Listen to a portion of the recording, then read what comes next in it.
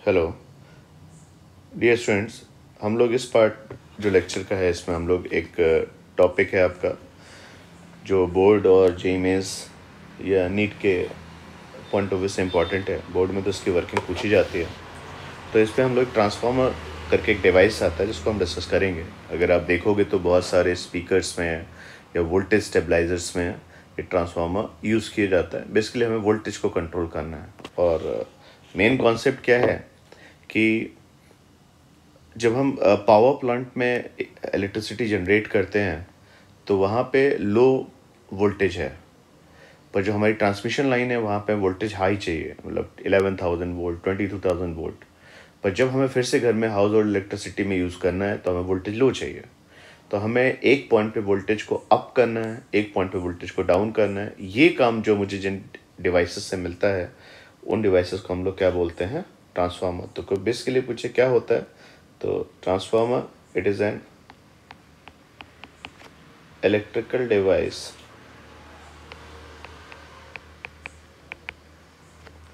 it is an electrical device used for converting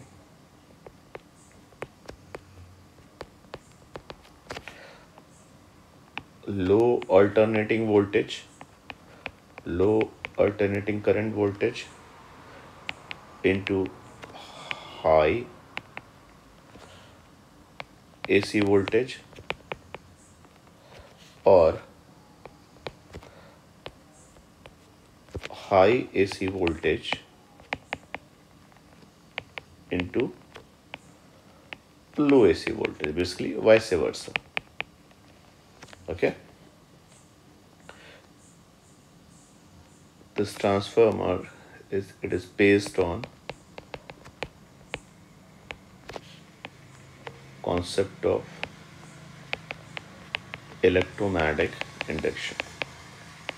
okay, तो basically बच्चे आप करते क्या है यहाँ पर, आप तो आपने क्या किया, ये आपके पास लैमिनेटेड कोर्स दिख रही हैं। बेसिकली आपके पास एक कोर थी, इसके पीछे एक आपके कोर, इन सबको बच्चे आपने एक दूसरे के साथ कनेक्ट करके रखा है। इस साइड आपने वायरिंग दी और एक साइड इस साइड वायरिंग दी। बेसिकली प्राइमरी और सेकेंडरी वाइंडिंग का जो कॉन्सेप्ट होता है, प्राइमरी वो होता है जिस पे आप इनपुट लगाते हो और सेकेंडरी वो होता है जिस पे आप आउटपुट लगाते हो। क्लियर? तो कोई भी ट्रांसफार्मर कॉइल देखोगे that consist of primary secondary coil, ये एक दूसरे से इंसुलेटेड है। ये एक सॉफ्ट आयरन कोर पे आपने इसको वाइंडिंग दी है। सॉफ्ट आयरन कोर बेसिकली क्यों किया है वो मैं आपको समझाऊंगा अभी। एसी इनपुट आप प्राइमरी पे लगाओगे, वहाँ पे क्या करोगे, आप एक प्राइमरी जैसे करंट लगाते हो, जैसे आपने यहाँ पे वोल्टेज लगाया तो वोल्टेज से क्या होगा, आपका करंट आएगा। वोल्टेज लगाया, करंट आएगा तो क्या फ्लक्स आएगा। यस, वो फ्लक्स जो होगा यहाँ पे जो आप लोगे इस कॉइल में, वो फ्लक्स लिंक किससे हो गया, सेकंड से। इसीलिए आप ध्यान से देखना, जब आप सिंबॉलिकली यूज़ करते हैं तो आप बोलते हैं प्राइमरी कॉइल है, इसको हमने कपल कर रखा है किससे, सेकेंडरी कॉइल से। क्लियर? तो एक का फ्लक्स आप दूसरे से लिंक करते हो, और अगर आपका यहाँ पे करंट वैरी कर रहा है, वोल्टेज चेंज हो रहा है, करंट चेंज हो रहा है, तो फ्लक्स चेंज हो रहा है, तो अपने आप ही प्राइमरी से सेकेंडरी में कॉइल जाएगी, वोल्टेज जाएगा। अब आपसे को पूछे क्या होता है, तो बेसिकली बच्चे अगर मान लो जो प्राइमरी है उसमें कितने टर्न्स मान लेता हूँ, एनपी।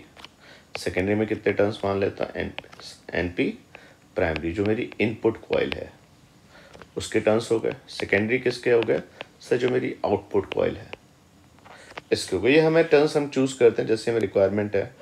ठीक है, नॉर्मली प्राइमरी कॉइल बेटा आपकी इनपुट कॉइल है, सेकेंडरी कॉइल आपकी आउटपुट कॉइल है।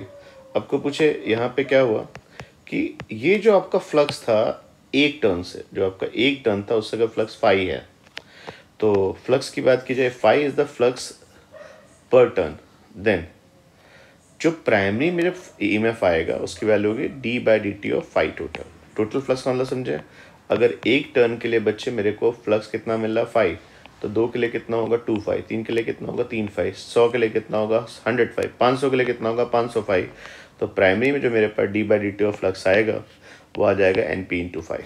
ओके भाई, नंबर ऑफ टर्न से डिसाइड होगा। इसमें NP फिक्स है, कॉमन आ गया, d/dt आ गया।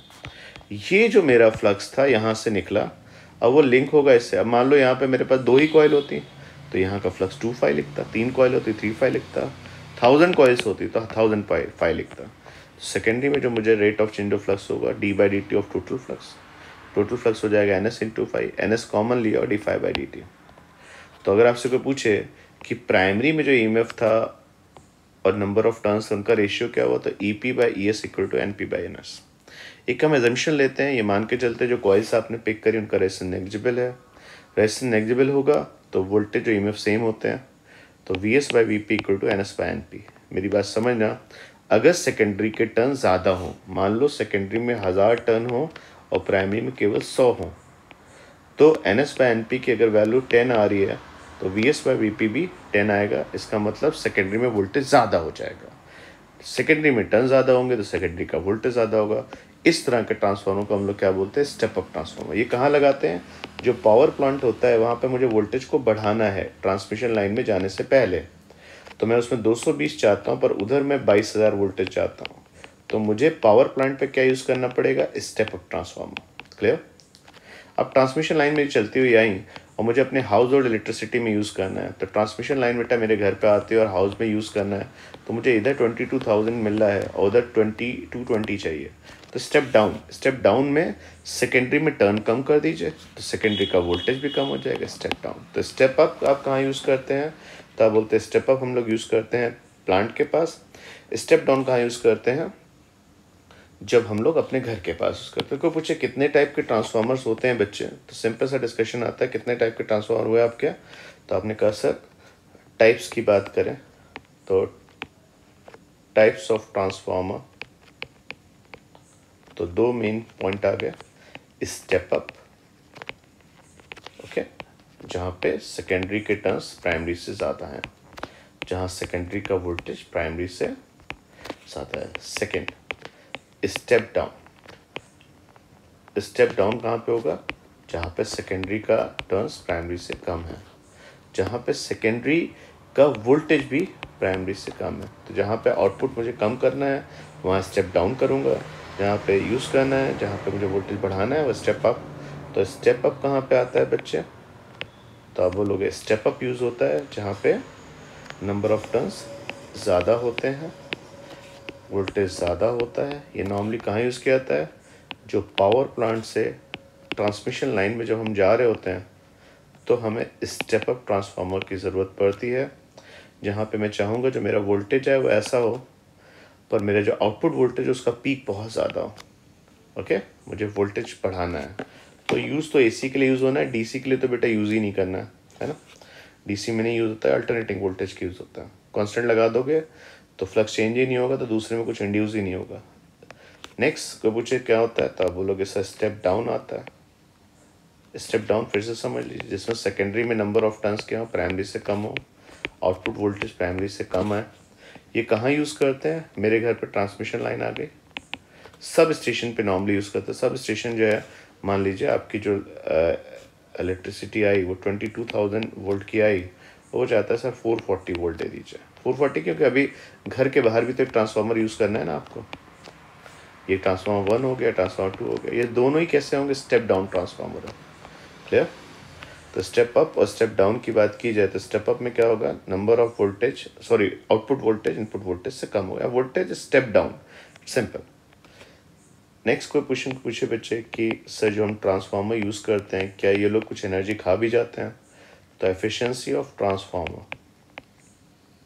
Okay, efficiency of transformer basically बच्चे क्या हुआ, मेरा ट्रांसफार्मर है, ऐसा आपने ट्रांसफार्मर दिखा दिया, सर ये ट्रांसफार्मर है सर, ये इधर से 100 जूल एनर्जी लेता है, पर होता क्या है जब अंदर इलेक्ट्रिसिटी जाती है तो अंदर तार लगे हैं, वो तार गर्म हो जाते हैं, है ना, और सर हो सकता है फ्लक्स का लॉस हो जाए, कई तरह के लॉस होते हैं। तो पता लगा सर जो बाहर आउटपुट मिला सर वो केवल 30 वोल्ट ही मिला, 30 वाट मिला।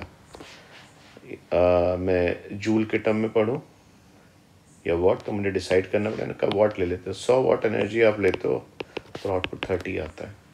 तो एफिशिएंसी क्या होती है, कहीं पे इक्विपमेंट की बात करते हो तो output power divide by input, तो आउटपुट पावर सबको क्लियर है, VSIS होगी, है ना, V इंटू आई होता था ना, और इनपुट कितना हो जाएगा, VP/IP।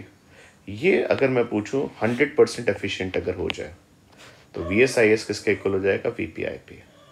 VSIS इंटू VP/IP कब सेम हो सकता है, जब इधर भी 100 हो और इधर भी 100, 100% कन्वर्जन हो तो हमसे बोलेंगे कि V S I S equal to V P I P. अगर स्टेप अप है तो बच्चे हमेशा ध्यान रखना वोल्टेज बढ़ेगा, करंट कम हो जाएगी प्राइमरी में और सेकेंडरी में, और स्टेप डाउन है तो प्राइमरी में सेकेंडरी में वोल्टेज कम हो जाएगा, सेकेंडरी करंट बढ़ जाएगी, क्योंकि वी एस आई एस का प्रोडक्ट कांस्टेंट रहता है 100% एफिशिएंट में। नेक्स्ट पॉइंट आता है थियोरेटिकल पॉइंट है बच्चे, यहाँ पे कोई आपसे पूछे कि सर जब आप ट्रांसफार्मर की बात करते हैं तो उसमें क्या कुछ पावर लॉसेस होते हैं, तो simple energy losses in transformer, अच्छे से ध्यान रखना, आपसे वो 4 एक्सपेक्ट करते हैं। 2 नंबर का क्वेश्चन आएगा, हर नंबर के हर लॉस का आपको कॉन्सेप्ट और रेमेडी दोनों देनी होगी। तो 4 लॉसेस हैं। पहला लॉस है बच्चे आपके पास hysteresis loss. Okay, hysteresis loss क्या होता है, तो बड़ा सिंपल सा है कि जब आप मैग्नेटाइज करोगे, कोर जो है, कोर दिख रहा है आपको, ये सॉफ्ट आयरन कोर था, यहाँ पर ये लिया था लैमिनेटेड स्टील को, ये दिख रहा है। अब क्या होगा, एक बार इलेक्ट्रिसिटी आप ऑन करोगे, एक बार राइट में ऑन करोगे, एक बार लेफ्ट में ऑन करोगे, तो क्या होगा, एक बार वो पोलराइज होगा एक डायरेक्शन में, याद आ रहा है आई और एच का ग्राफ, एक बार आप उसे पोलराइज करोगे एक डायरेक्शन में, फिर वापस लाओगे, फिर आप पोलराइज करोगे, तो आपका साइकिल कंप्लीट होगा। इस साइकिल में कुछ हीट डेवलप होती है, ये जो आपकी हीट डेवलप होती है इसके वॉल्यूम पे डिपेंड करती है। तो क्या मुझे हिस्टेरेसिस लॉस पूछा जाए कैसा होता है, तो सिंपल से टर्म में बच्चे लिख सकते हो, तो the magnetization of core is continuously reversed, एक बार राइट में पोलराइज किया, एक बार लेफ्ट में पोलराइज किया, is continuously reversed by alternating voltage और alternating, क्योंकि जो वोल्टेज होगा उससे करंट आएगी, करंट से मैग्नेटिक फील्ड आएगी, अल्टरनेट वोल्टेज और alternating magnetic field. Okay, it results in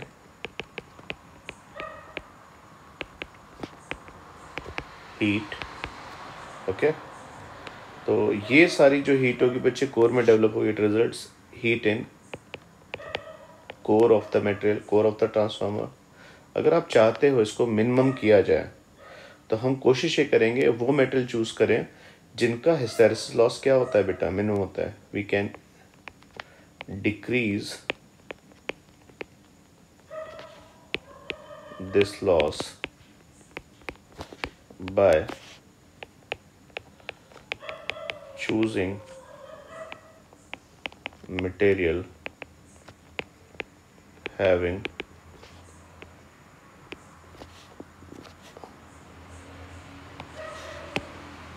thin area of hysteresis loop। याद आ रहा है, 2 तरह के आते थे बेटा आपके पास, हार्ड आयरन आता था इस तरीके से और आपके सॉफ्ट आता था। तो मुझे सर ट्रांसफार्मर के लिए कौन सा यूज़फुल होगा, तो आप बोलोगे सर ये यूज़फुल होगा ट्रांसफार्मर के लिए। क्लियर, जिनका एरिया क्या होगा, थिन होगा। सिंपल सी बात है, जब आप आयरन कोर को यूज़ करोगे तो कोशिश ही करेगा यहाँ पर सॉफ्ट आयरन कोर हो, उससे 2 बेनिफिट होंगे। एक तो आपका मैग्नेटिक फील्ड स्ट्रॉन्ग रहेगी, फ्लक्स बढ़िया आएगा, और एक दूसरी चीज़ ये आ जाएगी पे यहाँ पे लॉसेस कम होंगे। नेक्स्ट लॉस आता है बच्चे यहाँ पे flux leakage loss. Flux leakage बच्चे क्या हुआ कि जब भी आप देखोगे तो जो फ्लक्स एक का था वो दूसरे से कंप्लीटली प्राइमरी का सारा फ्लक्स सेकेंडरी से पास कर जाए, ये बहुत ज़रूरी चीज़ है। पर अगर आपकी डिज़ाइन नहीं अच्छी है, कोर में गैप है, तो फिर वहाँ पे फ्लक्स का लॉस होता है।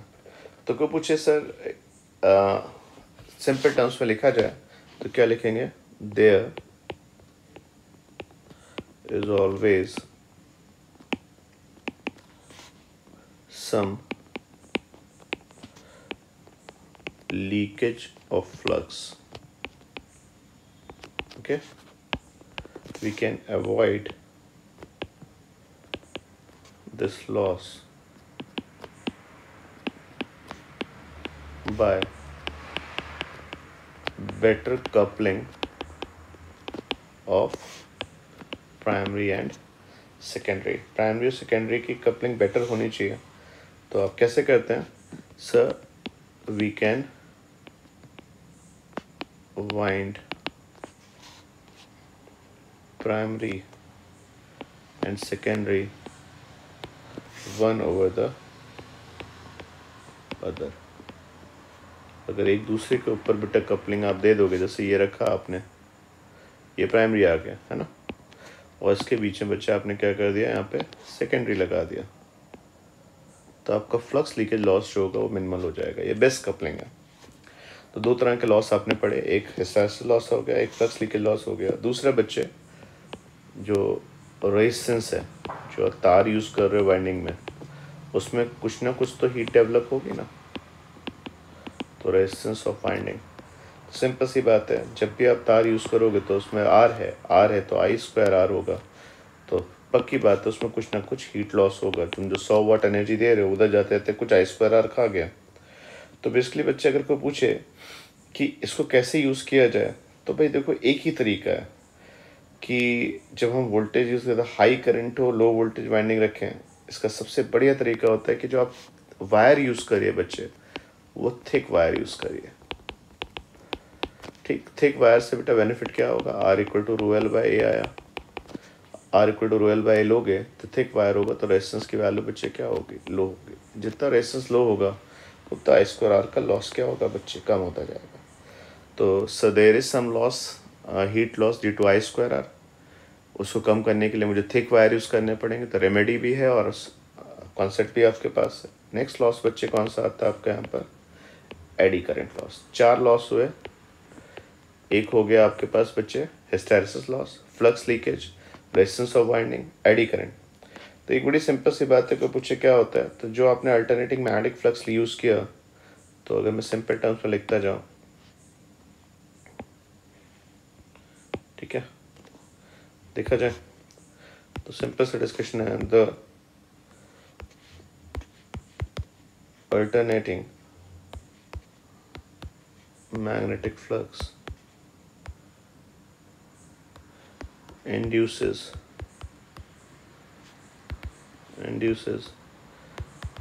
eddy current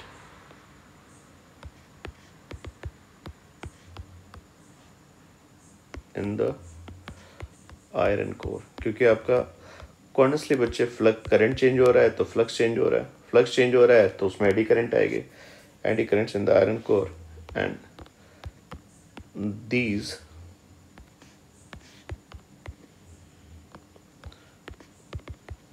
currents cause heating in the iron core। Okay, heating का मतलब समझ में आ गया ना यहाँ पे। सर सिंपल से डिस्कशन आता है, सर यहाँ पे आपका एक हीट लॉस आने वाला है। ओके, हमने कहा ठीक है, this causes current, this current causes heating. आपको पूछे इसको करने का तरीका क्या होता है, तो बड़ा सिंपल सा है, क्योंकि मुझे इस इफेक्ट को रिड्यूस करना है। तो the effect is reduced by, I am just trying कि देखो भाई उतनी स्पीड से लिख पाता नहीं लिख पाता, राइटिंग तो बेटर हो। Reduced by having a laminated core